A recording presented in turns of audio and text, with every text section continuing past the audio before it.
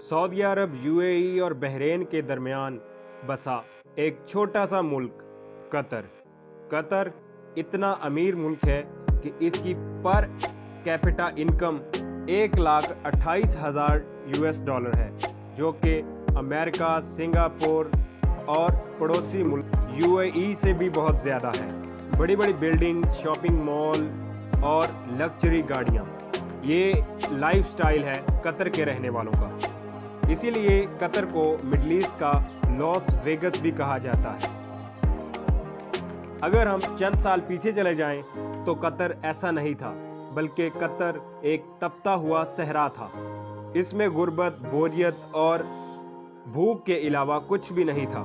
कैसे एक अरब मुल्क जो सबसे ज़्यादा गरीब था वो इतना ज़्यादा अमीर हो गया कि बाकी के नेबर कंट्री भी उससे बहुत पीछे है। अब इसके पीछे बहुत ही इंटरेस्टिंग कहानी है।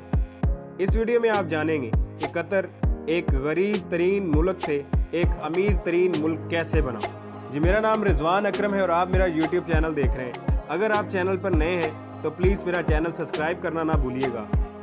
ये कहानी शुरू होती है 1916 में, जब कतर के अमीर अब्दुल्ला अल सानी ने ब्रिटिश के साथ एक मुआहदा किया। इस मुआहदे में कतर ने ब्रिटेन को कहा कि आपने ज़मीनी और समंदरी हमले से कतर को तहफ़्फ़ुज़ देना है और अगले 50 साल तक कतर ब्रिटेन कॉलोनी का एक हिस्सा रहेगा।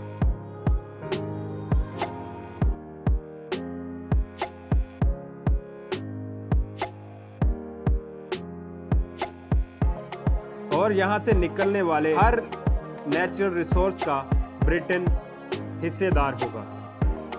1940 में पहली ऑयल फील्ड कतर में डिस्कवर हुई। 1960 तक कतर में तेल की खोज अरूज पर थी और दिन ब दिन कतर के हालात बेहतरी की तरफ जा रहे थे। लेकिन इसके बावजूद भी कोई ज़्यादा तब्दीली नहीं आई थी कतर में। फिर इसके बाद 1970 में शेल कंपनी ने इस मुल्क का सबसे बड़ा खजाना डिस्कवर किया, जिसका नाम रखा गया नॉर्थ फील्ड, दुनिया की सबसे बड़ी नेचुरल गैस फील्ड। लेकिन मसला ये था कि उस ज़माने में गैस ज़्यादा प्रॉफिटेबल भी नहीं थी और इससे बड़ा मसला ये भी था कि गैस को पाइपलाइंस में ही किसी भी मुल्क को दिया जा सकता है। इस तरह यानी कि ये नामुमकिन था उस वक्त कि गैस इस्तेमाल करने वाले मुल्कों में जापान, भारत और पाकिस्तान जैसे मुल्क शामिल थे। लेकिन यहाँ तक गैस पाइपलाइन बिछाना उस वक्त तकरीबन नामुमकिन था और इसीलिए शेल कंपनी भी इसे डिस्कवर करके बाद में भूल गई और ये डिस्कवरी कागज़ों में ही दब गई। फिर 1971 में कतर को ब्रिटेन से आज़ादी मिल गई और वो एक आज़ाद और खुद मुख्तार मुल्क बन गया। लेकिन उसके 25 साल बाद भी कतर के हालात इतने तब्दील नहीं हो सके। फिर आया 1995, जब हमाद बिन खलीफा ने अपने ही बाप की हुकूमत का तख्ता उलट दिया और खुद अमीर बन गए। नए अमीर का सिर्फ एक ही गोल था, वो था गैस, और उसको पता था कि एक गैस ही वाहिद ऐसी चीज़ है जो उसके मुल्क की तकदीर बदल सकती है। हमाद बिन खलीफा ये जानता था कि अगर उसके मुल्क की तकदीर बदलनी है तो उसका सारा फोकस गैस की तरफ होना चाहिए। हमाद बिन खलीफा ने गैस को लिक्विड फॉर्म में कन्वर्ट करने का फैसला किया, जिससे ऑयल की तरह गैस को दूसरे मुल्कों तक पहुंचाया जा सके। इस प्रोसेस में गैस को 161 डिग्री तक ठंडा रखा जाता है। इस प्रोजेक्ट पर कतर ने अपनी सारी इन्वेस्टमेंट करके इस मंसूबे को कामयाब बनाया और हमाद बिन खलीफा की वजह से ही आज कतर दुनिया में सबसे ज़्यादा LNG एक्सपोर्ट करता है।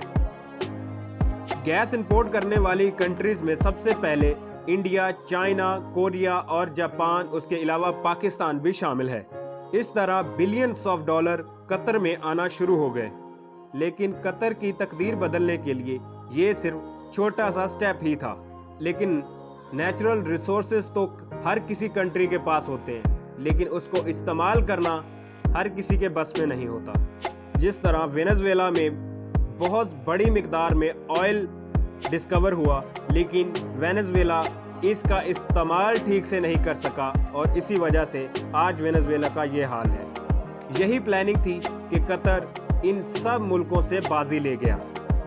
कतर ने 2005 में कतर इन्वेस्टमेंट अथॉरिटी कायम की, जिसका मकसद था कतर में आने वाली ऑयल से आमदनी को बैरून मुल्क में इन्वेस्ट किया जाए।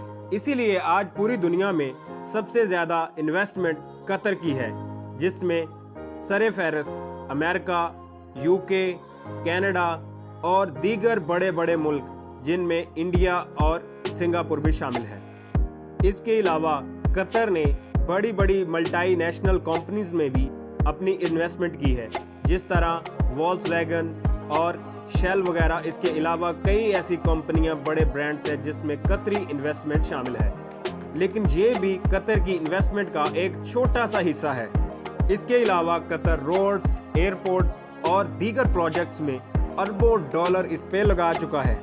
और अब आने वाला फीफा वर्ल्ड कप, जो कि आप कह सकते हैं कि दुनिया का सबसे बड़ा अगर स्पोर्ट इवेंट है तो वो फीफा वर्ल्ड कप है, और 2022 में ये कतर में हो रहा है। और वो इस वजह से कि ऐसे state of the art stadium सिर्फ और सिर्फ कतर में है, और इन स्टेडियम्स पर कतर ने $10 बिलियन खर्च किए हैं। इन सब का मकसद है कि गैस के अलावा भी मुल्क में आमदनी का कोई और भी जरिया दरियाफ्त किया जाए। इसलिए कतर बड़ी बड़ी कंपनियों में इन्वेस्ट कर रहा है और अपने मुल्क में टूरिज्म को बढ़ावा दे रहा है। अब ये तो थी कतर की इकोनॉमिक साइड, और अगर हम दूसरी तरफ आएं तो कतर ने दुनिया का सबसे बड़ा मीडिया अल जजीरा बनाया, जिससे वो पूरी दुनिया में अपना नैरेटिव लोगों तक पहुंचाता है। ये अल जजीरा ही है जिसकी वजह से गल्फ के तमाम मुल्क कतर का बाइकआउट करते हैं, जिसमें सऊदी अरेबिया सरे फहरिस्त शामिल है, और इसके अलावा दीगर अरब मुल्क भी कतर का बाइकआउट सिर्फ और सिर्फ अल जजीरा की वजह से ही करते हैं। शेख हमाद बिन खलीफा ये जानते थे कि अगर हमें अपनी आवाज़ दुनिया तक पहुंचानी है तो हमें ऐसा मीडिया चाहिए जो हमारे कंट्रोल में हो, ना कि सऊदी अरेबिया के कंट्रोल में। तो इसीलिए इसमें सबसे ज़्यादा किरदार जो अदा किया वो अल जजीरा ने किया। इसीलिए सऊदी अरेबिया और दीगर जजीरा की वजह से कतर पर पाबंदियां, कतर का बाइकआउट करती हैं। और आज भी अल जजीरा सऊदी अरेबिया और कई अरब मुल्कों में बैन है। सऊदी अरेबिया ने भी जब सबसे पहली अपनी शराइत रखी कतर के साथ, सबसे पहली शर्त अल जजीरा को बैन करना था, लेकिन कतर ने नहीं किया। लेकिन कतर के इस बाइकआउट पर तमाम अरब मुल्क सऊदीया के साथ नहीं थे, उसमें कुछ मुल्क कतर के साथ भी थे, जिनमें सरे फहरिस्त कुवैत भी शामिल था, और ओमान भी इस बाइकआउट का हिस्सा नहीं बने। और इनके अलावा कतर के ईरान और तुर्की के साथ भी बड़े अच्छे ताल्लुकात थे। इसी वजह से कतर को पूरी दुनिया में एक न्यूट्रल स्टेट समझते हैं। पूरी दुनिया में सिर्फ 6 मुल्कों के अलावा और किसी ने भी कतर का बाइकआउट नहीं किया। जिस तरह अब दुनिया में इलेक्ट्रिक पर गाड़ियां आ रही हैं, इससे आगे आने वाला जो वक्त है इलेक्ट्रिक कारों का है। इसके अलावा अगर किसी चीज़ की डिमांड होगी तो वो गैस ही होगी, और कतर गैस से माला माल है। उल्टा ये है कि गैस की डिमांड आए दिन बढ़ती जा रही है।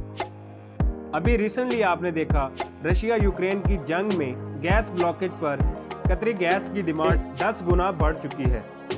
अब यूरोप के ज़्यादातर मुल्क भी कतर से LNG के मुआहदे कर रहे हैं, और ये डीलें कतर को और भी ज़्यादा अमीर बना देंगी। अगर हम 2022 से पहले की आप कतर की गैस एक्सपोर्ट के बारे में आपको बताएं, कतर $100 बिलियन की पहले ही एक्सपोर्ट कर चुका है, और ये एक्सपोर्ट एशिया और यूरोप के मुल्कों को हुई है। और आने वाले वक्त में जब ऑयल की डिमांड कम होगी, बाकी अरब कंट्री के लिए एक परेशानी का बायस बन जाएंगे। लेकिन कतर गैस पर अपना इन्हिसार रखेगा। एक गैस ही ऐसी है जिसकी डिमांड आने वाले वक्त में भी कम नहीं होगी, और कतर को कोई खास फर्क नहीं पड़ेगा। لیکن قطر باقی عرب ممالک میں سب سے زیادہ بہترین ملک ہے، جہاں میڈیا کی آزادی ہے اور اکنامک کنڈیشن بھی سازگار ہے، اور آنے والے وقت میں قطر اس سے بھی زیادہ مزید ترقی کر سکتا ہے۔ امید کرتا ہوں کہ آپ کو یہ ویڈیو پسند آئی ہوگی۔ اگر آپ کو یہ ویڈیو پسند آئی تو پلیز میرا چینل سبسکرائب کرنا نہ بھولیے گا۔ Thanks for watching. اللہ حافظ۔